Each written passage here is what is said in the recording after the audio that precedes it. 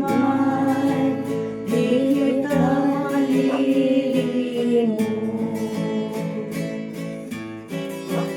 Ipagdarasal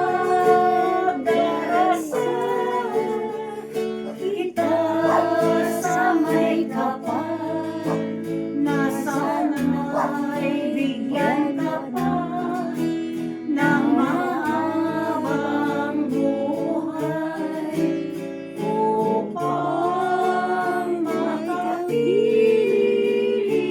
pa kita, sister, sa daong karulang buhay.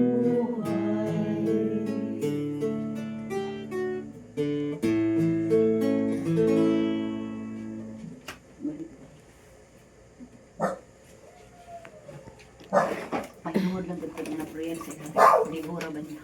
Oo. Ay, nasulog. Di man kayo madungog diri ko sa taas.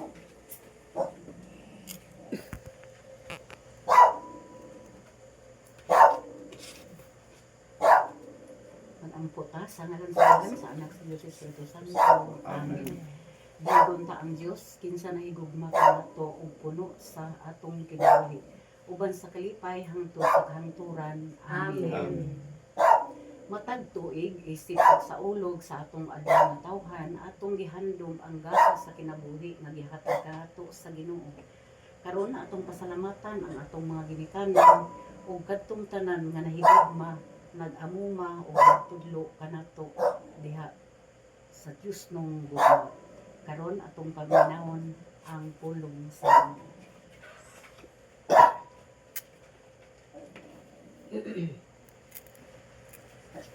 Tinutlog ikan sa sulat ni San Pablo ngadto sa taga-Pilipos.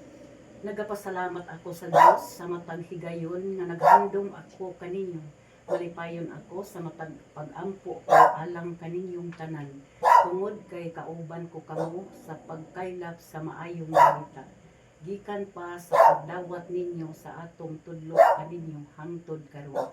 Nasiguro ko nga ang maayong buhat nga gisugdan sa Dios diha kaninyo padayunon gayo dinyo hangtod sa kahangturan ug sa adlaw nga mobalik si Kristong Jesus. Daygon ang pulong sa Ginoo. Salamat sa Diyos.